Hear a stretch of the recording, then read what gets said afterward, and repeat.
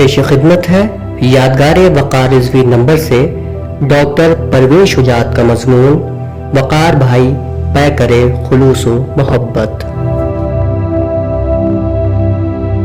وقار بھائی پے کرے خلوص و محبت۔ زندگی کس قدر سنگین اور سنگلاخ ہوتی ہے، یہ انسان کو ضربوں پر ضربیں لگا کر گھائل کرتی رہتی ہے، مر مر کر جینے پر مجبور کرتی ہے۔ اس چھوٹی سی زندگی میں دل پر کیسے کیسے گھاؤ لگتے ہیں، روح کیسے کیسے زخم کھاتی ہے، انسان چوٹوں سے بے تاب اور زخموں سے چور چور ہو جاتا ہے، پر یہ زندگی یوں ہی سے سب کر آگے بڑھتی رہتی ہے۔ کارگر جہاں کا ہمیشہ سے یہ دستور ہے، قانونی قدرت کے فیصلے اٹل ہوتے ہیں، ان سے سرتابی کی مجال کس کو ہے۔ صبر و ضبط البتہ ان تمام اذیتوں اور دکھوں کا علاج ہے جو ہمیں وقت کے ہاتھوں اٹھانے پڑتے ہیں، پر بعض کلفتیں، اذیتیں اور غم ایسے ہوتے ہیں جو زندگی کا ناسور بن جاتے ہیں اور آخری سانس تک اپنے وجود کا احساس دلاتے رہتے ہیں۔ وقار بھائی یعنی وقار مہندی رضوی کا اس طرح ہم سب کو چھوڑ کر خاموشی سے چلے جانا ان کے چاہنے والوں کے لیے ایک کڑکدار بجلی گرنے سے کم نہیں۔ وہ اس جان لیوا وبا کووڈ-19 کے شکار ہو گئے تھے، ایرا اسپتال میں زیر علاج تھے۔ صبح و شام ہم سب بے چینی سے ان کی صحت سے متعلق خبروں کے منتظر رہتے تھے، کبھی شفا یابی سے متعلق اچھی خبریں ملتی تھی اور کبھی تشویشناک، لیکن یہ امید تھی کہ صحت حاصل کرنے میں دیر ضرور لگ رہی ہے، پر وقار بھائی جیسا بہادر اور مشکل سے مشکل حالات میں بھی کبھی ہار نہ ماننے والا شخص یوں زندگی کی جنگ میں کبھی ہار نہیں سکتا ہے۔ پوری امید تھی کہ موت زندگی کی اس جنگ میں وہ بہت جلد فتح یاب ہو کر اپنی ہمیشہ کی پرکشش مسکراہٹ کے ساتھ ہم سب کے سامنے کھڑے ہوں گے اور اگلے کسی پروگرام کے متعلق لائحہ عمل تیار کر رہے ہوں گے، لیکن جیسے کہ کہا گیا ہے کہ بندرچ خیالم و فلک ترچ خیالیم، یعنی ہم کچھ سوچ رہے تھے پر خدا کو کچھ اور ہی منظور تھا۔ انہوں نے وقار بھائی کو اتنے ہی عرصے کے لیے ہم سب کے پاس بھیجا تھا۔ شاید یہی وجہ تھی کہ خدا نے وقار بھائی سے اتنی کم مدت میں جتنے کارنامے انجام دلوا دیے، جتنی ادبی اور سماجی خدمات کروا دیں، اتنی تو عمر طویل لے کر آنے والے لوگ بھی انجام نہیں دے پاتے ہیں۔ شاید وقار بھائی کو بھی اس بات کا احساس ہوگا کہ ان کے پاس اپنے سماج، اپنی قوم و معاشرے کی خدمات انجام دینے کے لیے وقت بہت کم ہے اور کام بہت زیادہ ہیں، اسی لیے وہ دن رات اپنی صحت کی پرواہ کیے بغیر کچھ نہ کچھ کارنامے انجام دیتے رہتے تھے۔ اخبار نکالنا اور وہ بھی 2 زبانوں میں خود اپنے آپ میں وقت طلب اور مشکل کام ہے، مگر وقار بھائی نے تو اخبار نکالنے کے ساتھ ساتھ نہ جانے کتنے سیمینار کروا ڈالے، کتنے لوگوں کی ادبی اور سماجی خدمات کے اعتراف میں انعامات سے سرفراز کیا، کتنے نئے لکھنے والوں کو ادبی پلیٹ فارم پر آگے لا کر ان کی ہمت افزائی کی۔ خدیجہ ڈے، زینب ڈے اور اسی طرح دوسرے خصوصی موقعوں پر اپنی فیلڈ میں کارہائے نمایاں انجام دینے والی خواتین کو انعامات سے سرفراز کر کے ان کے کاموں کی ستائش کی اور ان کے حوصلے بڑھائے۔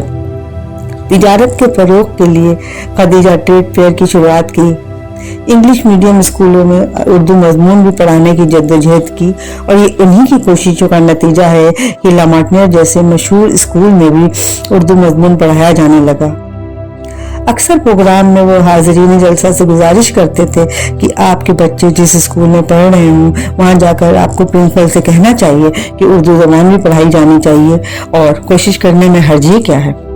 وہ اس بات کے قائل تھے کہ عمل سے زندگی بنتی ہے جنت بھی جہنم بھی۔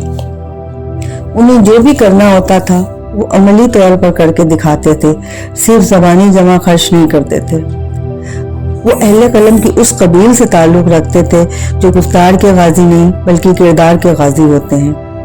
انہوں نے اپنے قلم سے تلوار کا کام بھی لیا اور ایک حوصلہ مند و جاباز سپاہی کی حیثیت سے عملی جدوجہد میں بھی ہر جگہ آگے رہے۔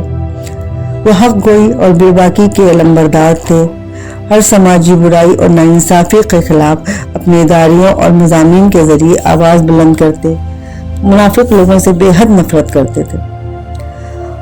وقار بھائی سے میرا تعلق پروفیسر صابرہ حبیب صاحبہ نے، جو میری استاد بھی ہیں اور دوست بھی، اپنی قیام گاہ پر کروایا تھا۔ وہ مختصر سی ملاقات تھی، वक़ार भाई देर से तशरीफ़ लाए थे और जल्दी में भी थे क्योंकि उन्हें कहीं दूसरे प्रोग्राम में भी जाना था। उस वक्त मुझे ये महसूस हुआ कि ये खुद को लिए दिए रहने वाले शख्स होंगे, लेकिन जैसे जैसे मुलाकातें होती गईं उनकी सादा, पुरखलूस और हमदर्द शख्सियत सामने आती गई और ये महसूस होने लगा कि ये कैसे शख्स हैं जिन्होंने किसी की ख्वाहिश या फरमाइश को मना करना सीखा ही नहीं है और न ही कभी खर्चे की परवाह की। नवंबर 2015 की बात है।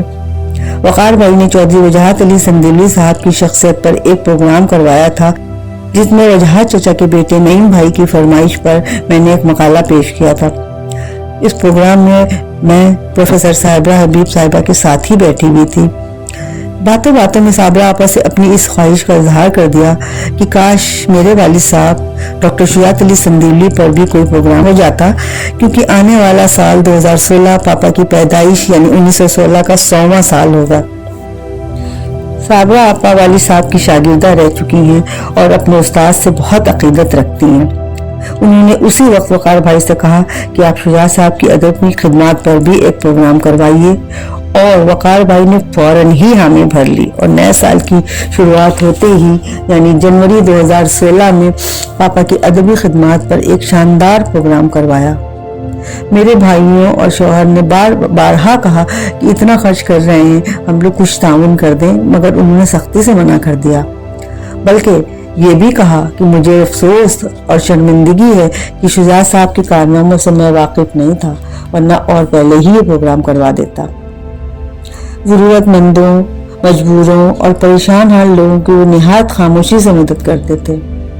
आजकल तो ये होता है कि अगर किसी गरीब को इंसान एक कंबल भी दे देता है तो फोटो खिंचवा कर अखबार में शाया करवाता है।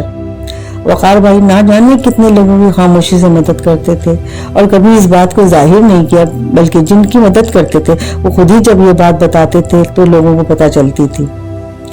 वो एक ऐसा दर्दमंद दिल लेकर आए थे जो हर एक के लिए बेचैन और बेकरार रहता था। मुसीबत ज़दों के काम आना, ज़रूरतमंदों की ज़रूरत पूरी करना उनके मिजाज का खासा था। उनके अहबाब का दायरा भी निहायत वसी था। हर शोबे और हर ज़मरे से ताल्लुक़ रखने वाले लोग उनके दोस्त थे और वो सबके पुरखलूस और पुरएतमाद साथी। वो हर शख्स से इतने करीब थे कि हर शख्स यही सोचता था कि वो सिर्फ उसी के हैं। दीनी और फलाही कामों में वो चुपचाप सरगर्म अमल रहते थे। खामोश खिदमत करना उनका वस्फ था। न जाने कितने इदारों से उनकी वाबस्तगी थी और हर इदारे की तरक्की और तोसी के ख्वाहां रहते थे। मुश्किल से मुश्किल मसले का खंदा पेशानी से मुकाबला करना उनका मिजाज था। खफगी या नाराजगी का उनके यहाँ गुजर तक नहीं था। कितना ही बड़ा नुकसान हो जाए माथे पर शिकन ना आती थी। कितनी ही परेशानी का सामना हो होंठों की मुस्कुराहट गायब ना होती थी। किसी की दिल शिकनी या दिल आजारी करना उनका शेवा न था। जिन लोगों ने उनको बारहा नुकसान पहुंचाया उनके साथ भी उनका सलूक निहायत मुखलिसाना और दोस्ताना हुआ करता था। दोस्तों का पास, गैरों का एहसास, नादारों की हमदर्दी, बेसहारों का ख्याल उन्हें हर वक्त रहता था। वो सही मानों में इंसान थे, ऐसे इंसान जो सदियों के इंतजार के बाद आलम ज़हूर में आते हैं। कहते हैं अल्लाह अपने नेक बंदों को बहुत जल्द अपने पास वापस बुला लेता है।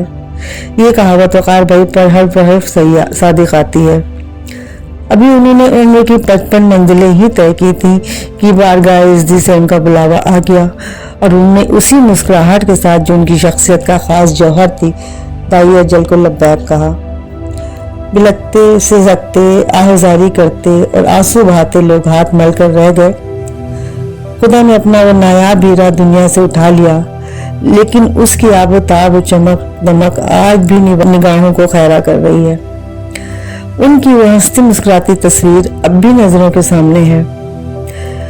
उस पैकरे इंसानियत की याद अब भी ताज़ा है। वो जो कारनामे अंजाम दे गए हैं वो उनके जाने के बाद भी उनकी याद को रोशन रखेंगे। उर्दू सहाफत की तारीख में जो शमा वो जला गए हैं उसकी रोशनी ताहश्र हमारी रहनुमाई करती रहेगी।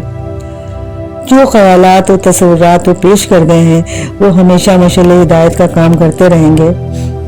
इजहार ने जिस बेबाकी व बेखौफी से काम लिया वह गोई व बेपाकी का हौसला बख्शती रहेंगी और आने वाली नस्लें उनसे इस्तेफादा करती रहेंगी। एक शेर वकार भाई की नस्ल कर रही हूँ।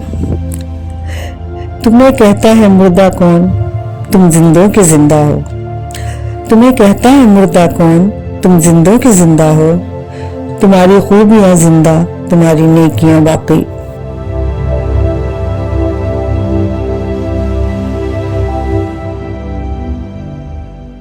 अवधनामा में शाये मज़ामीन को मुकम्मल तौर पर पढ़ने के लिए अवधनामा की वेबसाइट www.awadhnama.com पर विजिट करें और ई पेपर पर क्लिक करें।